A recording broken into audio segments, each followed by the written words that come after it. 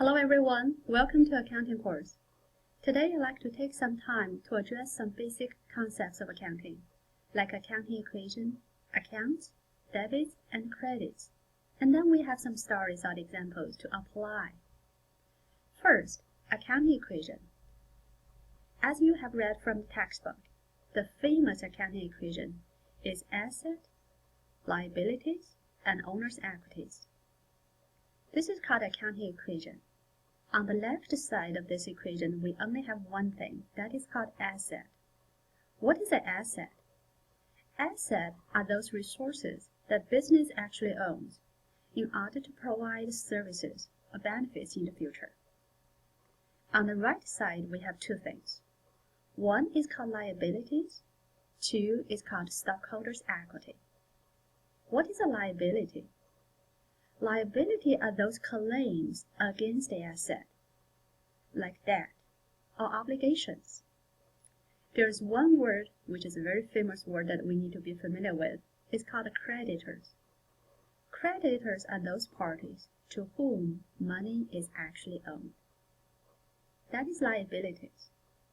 What about the stockholders' equity? Stockholders' equity refers to those ownership that are claimed on the total asset. It can also be referred to as residual equity. So if you look at accounting equation, on the left side, which actually we call debit side, we have asset. And on the right side, which we call on the credit side, we have liability and owner's equity. Some students might be confused about debit and credit because most likely they are going to relate that to debit card or credit card. Try not to do that. Simply remember, for the accounting equation or the accounting journal, the left side is called the debit side, and the right side is called the credit side. That's it. Move forward. If we just look at stockholders' equity, from left side we have increase. From the right side, we have a decrease.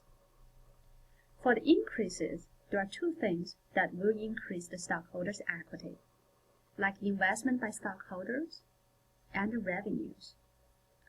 Here's a quick concept. What is a revenue? Revenue actually will result from business activities that is entered for the purpose of earning income. Okay, that is the concept of revenue. And we'll have more examples. On the right side, we have two things in order to decrease the stockholders' equity. One is called the dividends to stockholders. For many students who are actually involved in the stock or the bonds market, you might be familiar with that concept, dividend. And second is the expense. What is an expense? Expense are the cost of asset consumed or services used in the process of earning revenue. You might have heard about the matching principle. Revenue and expense, they always go together. Whenever there's a revenue, you always have to think about, is there any expense going along with the revenue? Okay? Now we talk about assets, liabilities, revenue, and expense. I'd like to divide that into two different groups. The first group on the left includes assets and expense. On the right, which is a red circle, we have liability and revenue, and there's a purpose of doing that. For the first group, asset and expense, they have something in common. Similarly, on the right side, liability and revenue group, they also have something in common. Let me show you what is the details. There are four famous sentences I would like you to remember. You're more than welcome to print it out and put it against your wall.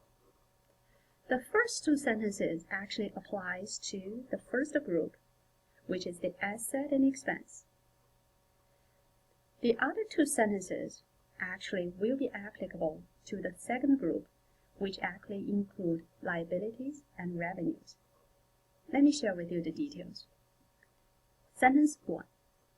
When asset and expense account are increased, they will be recorded on the debit side.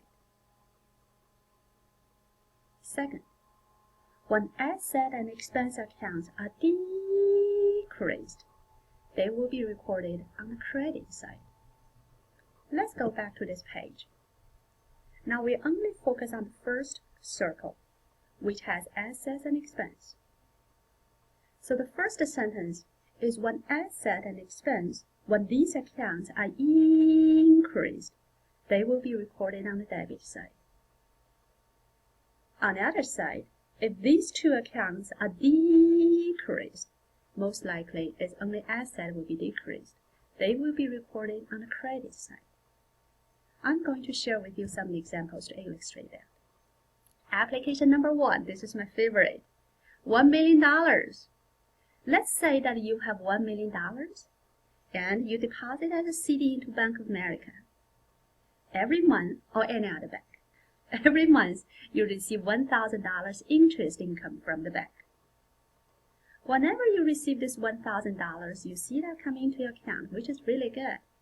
But meanwhile, you understand you need to do something. Now the question is how and what to do. Let me walk you through. What did you receive? You received $1,000, right? Cash. That amount is going into your bank. Okay, cash is an asset account. We know that. We also understand, talking about accounting journals, whenever there's debit, there's always at least one credit that is going along with the debit in order to be balanced. What about the credit side? We understand there's cash coming in the amount of $1,000, but why did you receive that cash? Oh, okay, you got it. That is because you received the interest revenue. Okay? So now let's go back to that famous sentence. Famous sentence number 1. When asset and expense, in this case, is a cash. Cash is a typical asset. When asset expense are increased, in this case, that is the case, they will be recorded on the debit side. So cash will be debited. Okay? Debit cash. How much are we talking about? $1,000. You also understand the reason why you receive cash is because you received interest income. Interest income is a typical revenue expense. Revenue, number 3 or number 4. Is revenue account increased or decreased? It's increased because you earned that. Sentence number 3. When liability and revenue accounts are increased, it will be recorded on the credit side. Very good. Now is the time to put all the pieces together. You receive $1,000 as the interest income every month. The journal wants you to do that is you debit cash, $1,000, and you credit interest revenue in the amount of $1,000. That is how we are going to apply those sentences. We have more examples to share. Application number 2, paying the loan. Every month, you are supposed to pay the car loan. You don't like to do that, but you have to do that. In the amount of $500, and now is the time. Okay, no problem. I'm going to deal with that. $500 it is. Think about this. What did you give up? Cash. You paid cash in the amount of $500. Why are you paying cash? What are you paying for? Because I have a loan that I need to pay off. No problem. That loan is a typical liability. So let's go back to those 4 sentences and let's see if there's a way that we can apply that. First of all, you can always go with the easy part. What did you give up? Cash. Cash is a typical asset account. When asset account and expense accounts are decreased, sentence number 2, they will be recorded on the credit side. No problem. So we credit cash for $500. You also understand, whenever there's a credit, there's always at least one debit side going along with that in order to be balanced. What is on the debit side? What are you dealing with? I'm dealing with the loans. The loan is a typical liability account. Okay? In this case, after you paid $500, the loan balance is decreased. So, Sentence number 4. When liability and revenue accounts are decreased, they will be recorded on the debit side. That's why we're debiting loans payable. Okay? Time to put everything together. You are paying $500 for the car loan. The journal entry to do that is you debit notes payable for $500 and you credit cash for $500. So far, so good. Application number 3. Provide services and receive payment, which is very important to receive payment.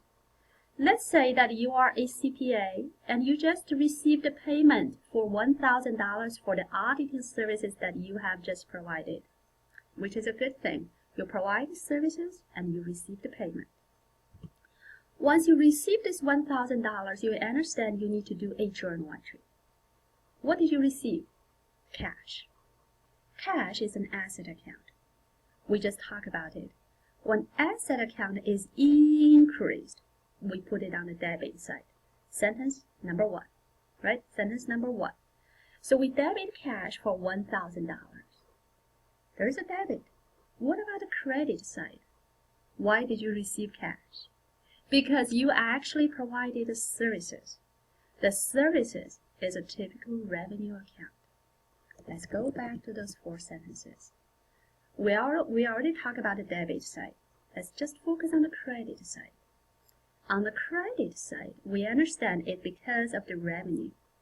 In this case, the revenue account is increased. So when liability and revenue accounts are increased, they will be recorded on the credit side. Go back to the sentence. You receive cash because you provide services. You debit cash for $1,000 to indicate that cash or the asset account is increased. Meanwhile, you are crediting service revenue because revenue account is also increased by $1,000. So far, so good. One more to go. Application number 4, utility bill. You have decided to pay the utility bill, which is a gas, $500 by cash. Okay, you receive this invoice and then you decide to pay that. $500. Okay, no problem. I'm going to write a check. But meanwhile, we understand you need to do a journal entry. The question is what and how. What did you give up? What are you doing? I'm just paying the cash. I'm paying for it. How much are we doing? $500. Cash is an asset account. When asset account is decreased, we put it on the credit side. Sentence number 2. So we credit cash for $500. What are we dealing with debit? Because you already figured out your credit, you always have to think about the debit. Why are you paying cash? Because I'm paying the utility bills, which is an expense for me. Therefore, I debit utility expense in the amount of $500. Okay. Now let's all put everything together. Remember those 4 different sentences. Let's go back to this. I love this page. Asset expense. Focus on the first 2 sentences. Liability and revenue. Focus on the last 2 sentences. Also, I like to give you some examples about this typical account. What are assets? Cash, inventory, accounts receivable, prepaid expense. Okay. What about liabilities? Loans, mortgage, accounts payable, interest liability. Okay. What about revenue? Services revenue. Okay, sales, interest revenue, salary revenue, if we just focus on the employee part. What about expenses? Salary expense, if you are hiring someone to work for the company. Payroll and payroll taxes expense, depreciation, repair and maintenance, utilities. All those are the examples of expenses. Alrighty, those are the 4 applications that I like to share with all of you, and I hope that will clear up some of the questions. See you in the next time.